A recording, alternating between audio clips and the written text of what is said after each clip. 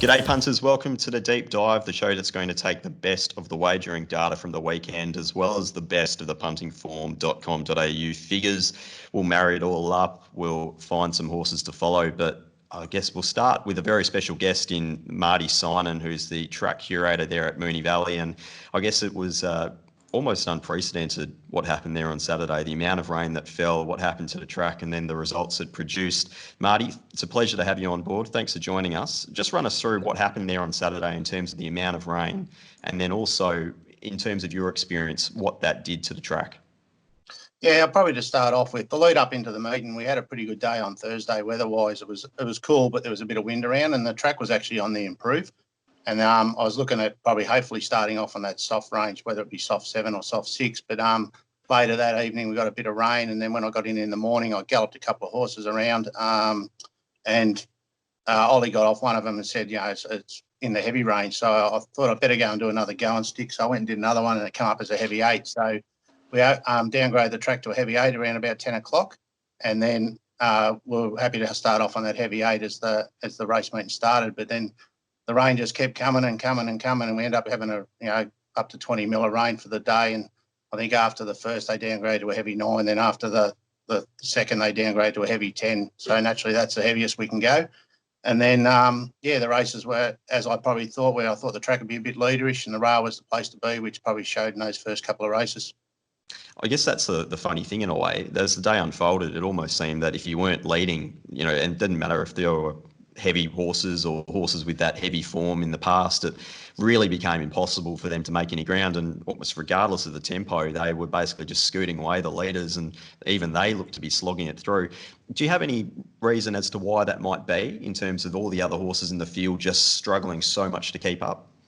Yeah, I can't really put anything on it, but after race 5, we had a 2,500 metre race, which naturally they have to do 2 laps from around about the 700 metres to the winning post, and they really chopped it out. And then I was raking back after race 5, and there was just water everywhere. And I've never seen water sit on top of the track ever in my time of being here at the Valley like that. So I called the stewards and actually told them to come out and have a look. And so we come out and we went for a walk, down the straight and that. And then we decided to get a few of the jockeys out who were riding in the next race. And I think there was only 4 in that field, and it was just unsafe for both jockey and horse. So the stewards made the right decision, I think, in calling it off. But, I've just never seen so much water on the top of this track like that. And we do plenty of aeration and all that sort of stuff. We only verti-drained the track 2 weeks ago. So it normally cops that rain. But I think just because the profile was so wet, it just didn't drain away and it became unsafe.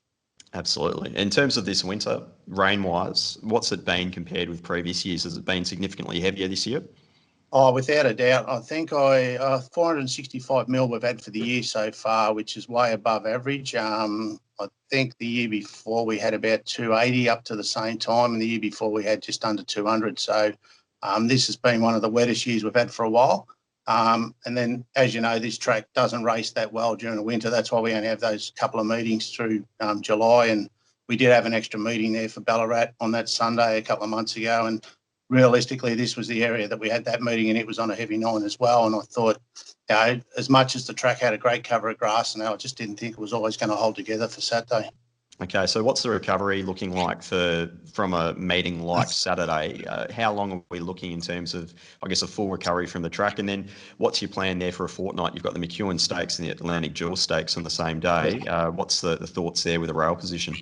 Well, we're in the true for our last meeting 3 weeks ago, and I was originally going to go out about 2 or 3 metres. And then when I saw the forecast this week, I just decided to go out that 5. We don't normally go out 5 for a Saturday. Probably 3 to 4 metres is the max we go out for a Saturday. But I just thought, if we're going to have a wet day and do some damage, I'm better off doing that out wide than doing it where we're going to race a good race in the Fern Stakes in 2 weeks' time. So the decision was made to put the rail out 5 metres, which I think was the right decision.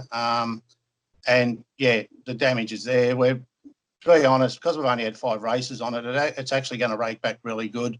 We'll fill the track in. I'll run the knives over it again just to get some more air into it. So if we do get any rain the next fortnight, it will drain away. And then we're back in that true position for the fee. And so that part of the track's going to have a good 4-week break until we race on it again and should be in great order. Okay. We've seen some various tracks undergo renovations over the last, say, 10 to 15 years or so, and the Valley's been over 20 years since it's had a renovation. In terms of the overall track, there's obviously going to be the restructuring of the grandstand and the straight. Is that going to coincide with a renovation of the track? Yeah, so the Moonee Valley track, as the Strath there is what's in there now, is 25 years old. Most tracks get a really good reno after at least 10 years, maybe 15 max. So the track's done a great job to last as long as it has.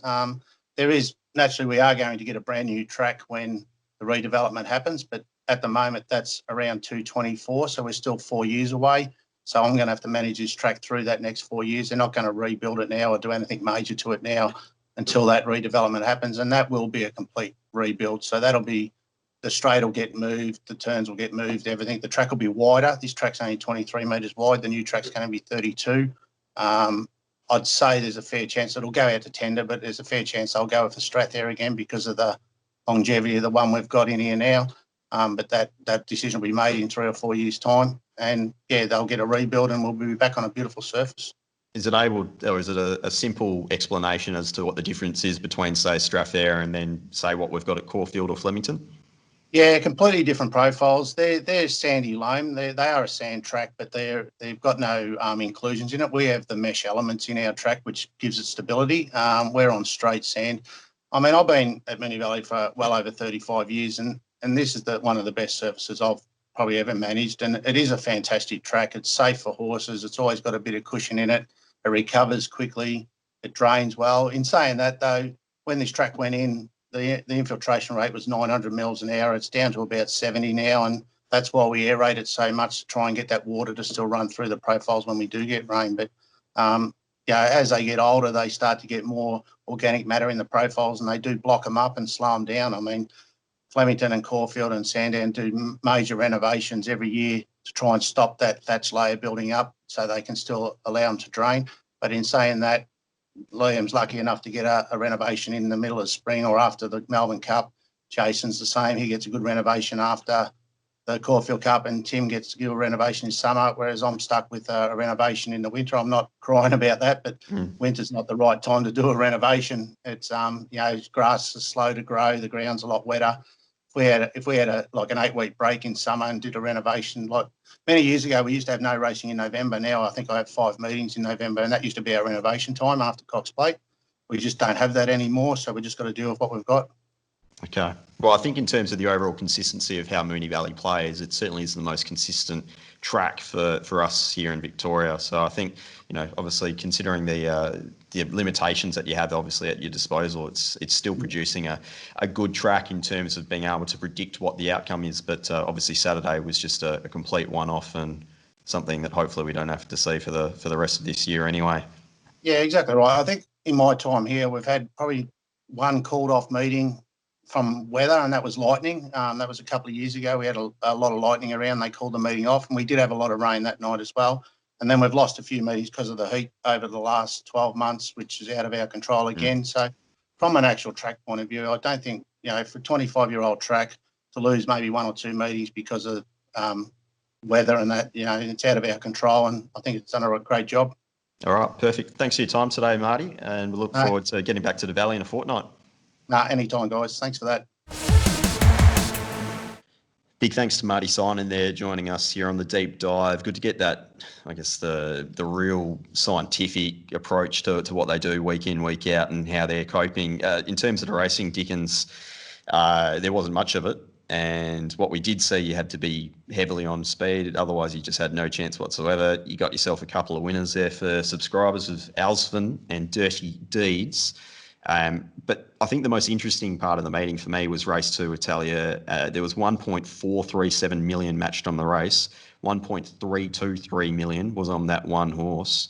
And really, I think part of it was there was one corporate who was offering part of it. $2.50. Well, most of to all of it was on the $2.50 offered by one of the corporates, which seemed unrestricted for the most part, and then people just matching it back through the fair. I think it was just really entertaining stuff. I think it was like proof of how sexy this sport can be when people try and bet. That was a bookmaker trying to actually bet for whatever reason. It didn't make a lot of sense, especially after the result. But because Bet Easy put up $2.50 about this horse, then you see so much liquidity go into Betfair. Like it was exciting on a boring day, and I don't know. It was great to see them actually bet, and then the horse was utterly blessed in run. Mark Zahra has won the Valium Award, the Turtle Award. He has gone 11.3 below the all average here. It's as if they'd seen the first race, and the jockeys knew it was mad on pace. They knew Mark's probably going to lead. They knew this thing's $1.60. We're running for second, because they just let Mark get away with absolute murder here. Like when you see the Roland Garros do the same run and win, like you're not going to catch this horse. It was unbelievably slow. Like he's won. Across the 4 metros, Mark's taken the title this week. We've got a couple of repeat offenders, which we'll get to later on. But you can't learn a lot from the Moonee Valley meeting. We just backed Ousvin because I sniffed it might be mad rail in run on pace, which it was. I thought the run of coming around was pretty good. It was better than I anticipated. I thought the horse was way too short, but it was a pretty strong effort. I think Miami Bound, maybe one of the only horses you can half stamp out of the meeting. It was a good effort. Obviously, it wants a lot further, but good sign to see it get through the wet. We know it can sort of perform on most sort of surfaces now. I like this Dirty Deeds. We've backed it the last 2 starts for his 2 wins. I wasn't confident that Dean would roll forward, which really limited the amount that I bet, which I half regret. But I just sort of, and I told you guys, after Ousvin won, I didn't want to give much back because the track just looked like it was really struggling. Dirty D's nice horse. I think there'll be some nice horses out of that race, and there'll probably be some nice horses out of this meeting, but just really, really hard to review with any sort of confidence. All right, we'll leave the Valley there. We'll get the main man into the swing of things. Shane Ciurleo had an enormous 5-meeting, 3-day betting bonanza for his subscribers. Curly, do you have a highlight besides the entire thing? Gold Coast Saturday was just a set and forget. Gold Coast was excellent. Gold Coast was a highlight. We had 3 early plays, both. Just thinking, one of them we took $250 about a Mick Price horse that had trialled Super, and somehow they were betting $250 from 9 till 9:15, and it went off at $1.75. We took $6 about Jarhead that went off at $4. Those sort of bets when you're taking the good price and they're starting a hell of a lot shorter and winning is just like a double scoop, really. All right, well, talk us through Gold Coast Race 8. Yeah, look, interesting one. I will start by to say that not Racing Twitter was not the only people that picked this one up. There's plenty of questions from the stewards as well, just on the way the race was run and the betting, the fixed odds compared to the Betfair. Amazingly, was heavily backed favourite. I think it was as short as 260, 270 on the fixed, and traded at around 25% premium on Betfair, which always makes it a bit of a head scratcher for me. This horse was heavily backed, like I said, sat last in running, and I'm assuming that punters that are on at the good price are saying, get going, get into the 400. They're saying, pull out and get going, pull out and get going. It just seemed like that the jock just waited to pull out and get going. And while he was waiting, the leader, who clearly didn't get the memo, was often gone and pinched it, and amazingly was pulled out wide late and attacking the line. But the race was all over. I think that to further back up how bad this ride was, I wasn't aware of any of this, but was watching this race, and I laid the favourite in run because I thought he's not going to be winning from there. And if he does, he's a bigger price than what they're offering me right now. As we're betting all over Australia, I'm watching them all, and I've got all my quick little buttons to hit if I want to lay something. It needed the leader to stop and this horse to run like an amazing last 400 to get close. Yeah. I think there was another horse in the race, Statuesquely, I think it had some support as well, and ended up bleeding at least one nostril. I can't remember if it was one or two exactly, but it did bleed in runs. So quite bizarre to see, and this is like the sort of thing that we speak about often when we discuss wagering of races. To see a horse hemorrhage on the fixed odds like that, but a 25% premium on the fair, is a real head scratcher. So Stuart was asked the question, which was great, which is all we can ask for. The jockey reported back that he was told to hold this horse up for as long as he possibly could and only produce it at the last minute, at the last second to let it rip home late, but too late. Interesting though, like how they've crunched the tote. You don't see a lot of that. It's bizarre betting fluctuations there, and obviously, normally when you see, particularly from that stable, very astute stable, the J. Smurden stable, when the money's on, they normally, they invariably win. You just don't see that gap on the fair to the fixed. You just don't see it when the money's on, particularly at the coast. It's a money track, and there's some money runners down there for sure, money stables. Okay, we'll head to Doomben race 2. Now, this was a race where straight after the race, you sent me a message and said, right, get the betting data for this. So here we go, Ciurleo, here we go. It was a 2,000 metre handicap. It was won in the end by Humboldt Current for your combo, Luke Dittman and Chris Waller. In terms of the overall betting, the last half hour of betting, there was 235,000 matched on Humboldt Current. Opened at $4.70, closed at $3.10. And there was just a sustained amount of support for that horse there. The stablemate Mangione opened $3.90, hit a high of $4.70 before closing at $4.20. There was only 45,900 matched on that galloper.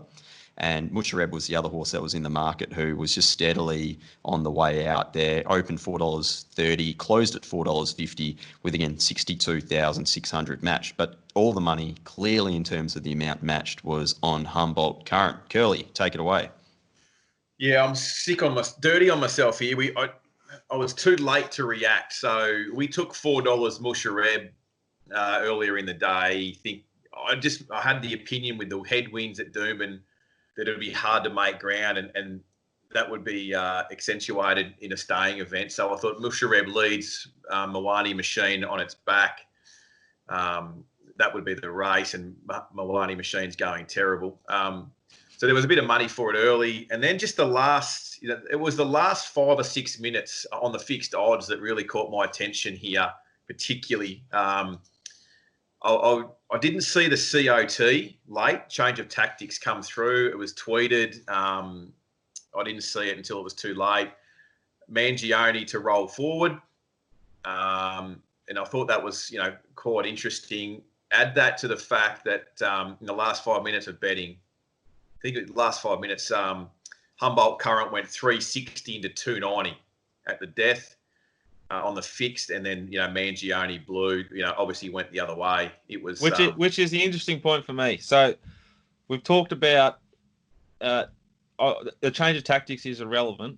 What's relevant is the cash. So if they started to back Mangione, then I'd suspect it's going to roll forward. However, this is there's two horses from the same yard here. There's a tactical sort of decision to how they're going to ride to suit the other horse. So Exactly. the money comes, instead of traditionally the money would come for a horse that's going to show intent.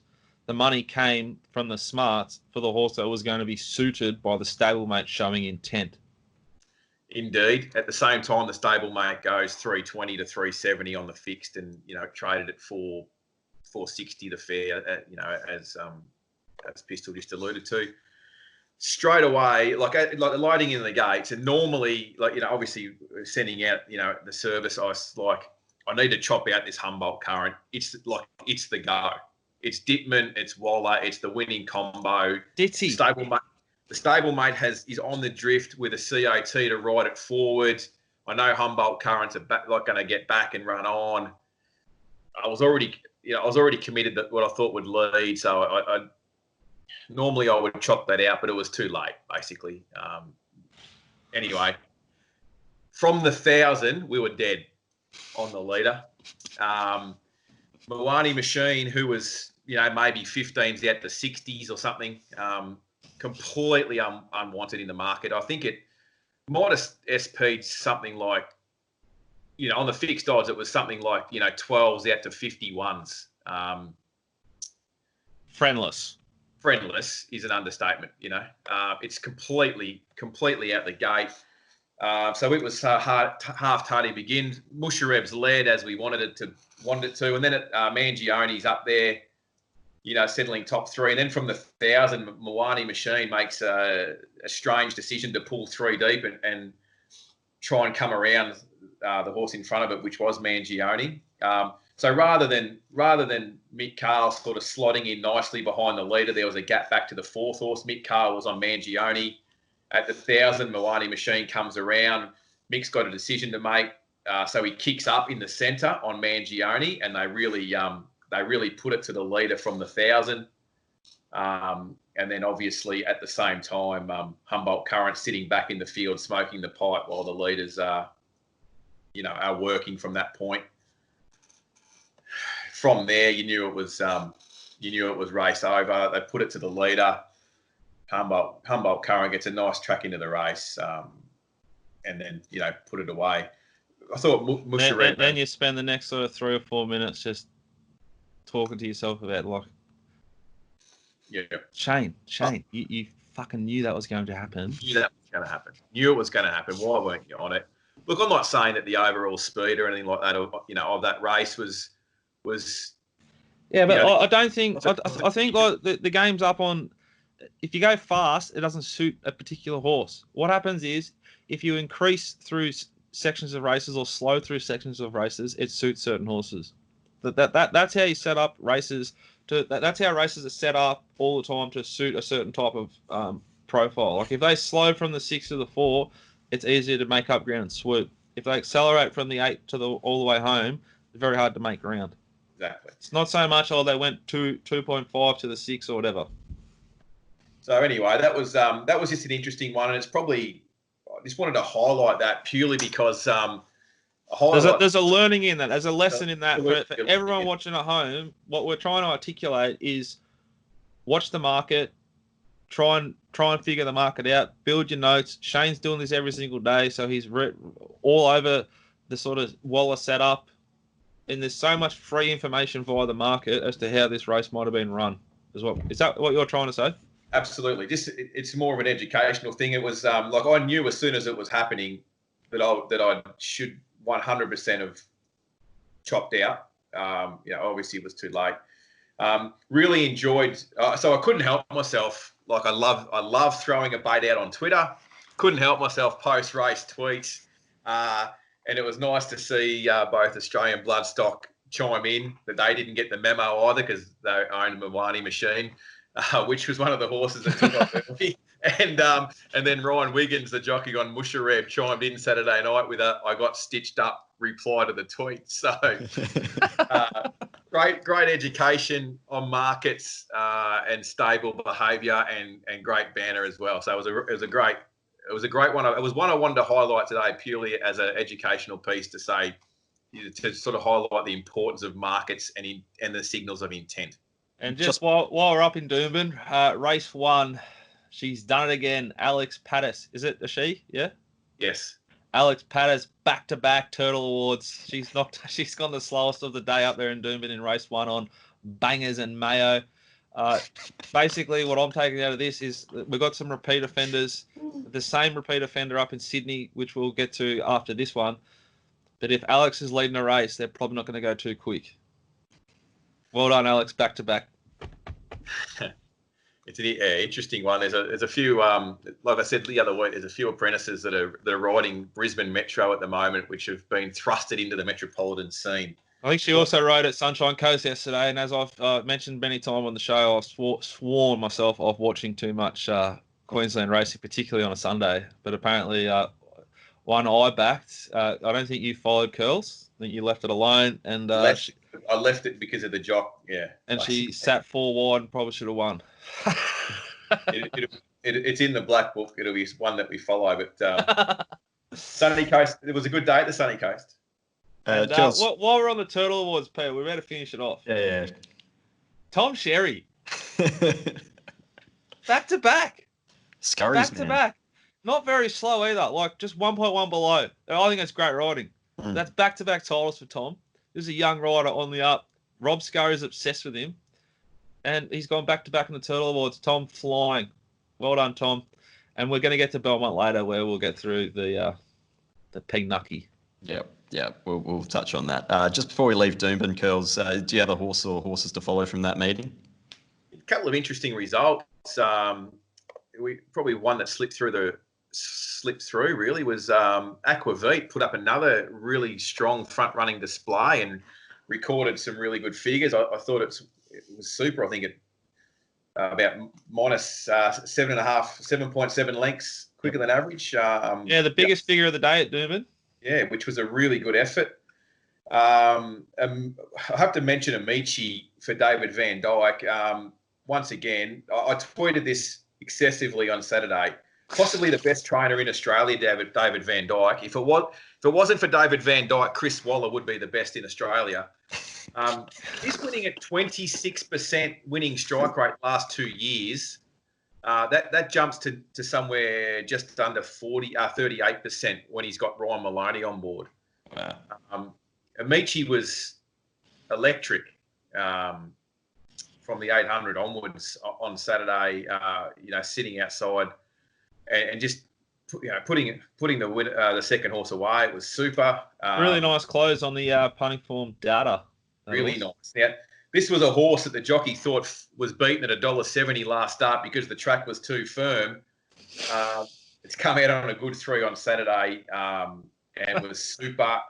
There's a Queensland black type race for it off the back of that effort, and another older horse, Just Orm. He was electric to the eye, and he put a good field away, a good old field of old hardened sprinters away late. So. We're sort of the next sort of last 200. Just Orm, huge. Yeah. The next listed sort of event is there's the 1200 meter listed Wheatwood Handicap at Toowoomba on September 26, which is a standalone Saturday up here. So I anticipate we'll potentially see those couple of horses maybe heading that way and get a bit of black type. But speaking of Toowoomba, I was going to say we've mentioned stings, we've mentioned rorts. Curly, what do you call it when it's shortened in price and the jock comes off? It's a DK special. The operation was a success, but the patient died. We backed the horse at huge overs. It hemorrhaged. It pinged. Didn't actually ping. Jumped away awkwardly. It won the race by about 200 metres, but unfortunately it stumbled and the young rider fell off. Yeah, so we didn't get paid. One of those ones. I marked it as a W in the spreadsheet. It won. It just did a weight in light, about 56 kilos light. Nathan Evans rode the horse, and he began well, and a few kicked up inside him, and then he just restrained just to sort of. He would have popped fourth one off the fence in a beautiful stalking position. In his mind, going on to win by 7, and just clipped the heels of the one in front and went over and sort of just put in a dip for a stride. And it just was enough to slip him off over the neck. He was taken to hospital. I got touch base with him on Sunday morning, had a fractured leg. So I wish Nathan all the best there. And it was just it's a little bit unfortunate event. But it's not a roar, it's not a sting. But I have to mention the sting just before I finish up in Queensland. I have to mention this one here. When he's pausing punters, it means he's getting ready. You know what he's getting ready for. A little screen change. There he is. Will Holbert, the trainer of 05 Glory. What a horse. We're involved in a little Sunday sting there with Will. He's this horse was in my opinion, was the best placed horse in Australasia on Sunday. It resumed in a Class 2 after contesting all the good black type races in Queensland. She chased Alligator Blood a few times. She ran in the Magic Millions 3-year-old. She ran in the, all the good races last preparation, chasing the good money. Now, Will mentioned sort of after the race that he hadn't had a winner from his last 27 runners, and it was good to get the monkey off the back. And it was very good for the mailbag to be on it. I think we took $3. They were betting $3 around Top Sport and Tab and everywhere. 290 was the shortest everywhere from 9 till 9:05, and was heavily backed late. on the speed and got the money. So cheers to Will and 05 Glory for the Sunday sting. There's nothing better. I was walking the dog with the kid, and I know that race is about to go, and then if you hear like one little vibration in your pocket, it could be like Ross going, "Oh, fucking slaughtered it," but when it just keeps buzzing, you're like, yeah. But the Sunday, and bloody Cam Dean's AFL stuff. He bet into 3 games, collecting every one of them. Unbelievable day for the mailbag. Huge. All right, Dickens. You mentioned P. Nucky. The winner of the Turtle Award. He's won it. He's won it with 7.7 below. Like, that's pretty slow. We head to Belmont. Pistol. Talk to me about P. Nucky, and then talk to me about your pony, which might be the most impressive horse to come out of the meeting, Montalina. P. Nucky, very good front-running jock, but he is one of those who, if he gets to the front, will often go at a slightly slower tempo. So you're never too confident that they're hooning along. Often rides Fabergino when she's racing over here as well. So he'll be teaming up with her if and when she races around later this spring. It depends if she's actually coming over here. We'll wait and see on that. It was just a maiden race, though. They're typically going to be the slowest on the card because they're, to be fair, probably not very quick horses. Just the meeting at Belmont, there was 5 horses that were pretty close in terms of the overall best figures on punting form. Massimo was the winner there, which first start over 1650 I thought was really strong through the line. That horse just keeps going and going and going. I was willing to be against it and got completely burnt there. Second on the podium was Money Matters, who just edged out Highland Beat. Don't bring up that. We're on Highland because Beat. we were flying and I'm sick, as I talked about at Gold Coast Race 8. I just got stuck into this thing in run. Just got stuck in. I was like, this is Pete's. I know. Like, I texted you straight after the race, said, like, that thing it was a great ride. Yep. But for whatever reason, I was just laying it relentlessly in run. Oh, God, it was a big swing. Highland Beat's come back really well. I felt like if we were on the favourite, it wouldn't have got... It was like that sort of thing where it's going to get there but doesn't. Anyway. Yeah. I thought it was a moral if it stepped up to 1,200 next start, but it stayed at 1,000, which was, I guess, just a little bit confusing. That first up figure over the 1,000 was strong by Money Matters, but that horse has come back really, really well. But Highland Beat for the Ganjimis, they've taken it off the Hayes team. It's run 2 really strong 1,000-metre figures now, and again, like, it probably goes very close once more next start, but I'm not sure we'll get 14 odd bucks about it. Peter, how are you handling, like, there's probably a lot of negative jockey switches with Pike not riding there. How do you handle that? I've basically for a while now just almost ignored a lot of jockey switches outside of the speed map. The market typically takes a set against certain jock and trainer combinations, which is fine, but I don't think it's particularly relevant when it comes to wagering. I think it's one of the less important factors. So if you're getting a better price, you just tend to bet up a little bit more. I think, with the exception of the Grant Alana Williams team, Bob Peters horses, I think they are crying out for Pike on a few of theirs. We saw Leading Girl get done as a short commodity on the weekend. The price was never really there that I wanted. Marked it just over even money, and it was never likely. But Pike's one of those riders where he's just a little bit kinder. He often goes hands and heels as opposed to getting really stuck in with the whip. You see the replay, Jared Noski's really starting to scrub the horse up into the top of the straight and giving it a bit of a belting, and I just don't think a lot of those horses respond well to that style of riding. So I think that stable's obviously still a little bit vulnerable without the main man there, but he's not going to be there for the coming months, so can't take that into account. But as you mentioned, Montalina, 4th best performance of the day, equal PB for her, first start at the 2,000. Nice splits going through the line. She's just on her way to hopefully bigger and better things. DMAX stable is absolutely flying, and it's pretty exciting to have a horse there that will step up to 2,200 next start, and hopefully later in the year might be contesting a few nice races over the staying trip. Who's your favourite rider at the moment in Perth? Chris Parnham's absolutely flying. He's going really well. Jade McNaught's just going about her business, still riding really solid, as is Ciurleo. But Clint Johnston Porter is riding like he is the heir apparent to Pike, and he's done it quite a few like times. who is he? Oh, that's the guy I laid, and then as he Yeah. crossed the line, the great call over there, McAuliffe, is it?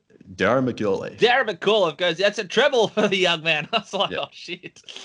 I still remember back to when I first started doing Mounting Yard Mail, there was a day where we had 5 units on Silverstream at about $8 to $9, I think, and Johnston Porter flew home on that galloper, got the win by a long neck or so, but it just looked for all money like it was Pike, and every now and then he can confuse callers because he's got a very similar riding style. So he's going really well post-injury, the young man, Johnston Porter.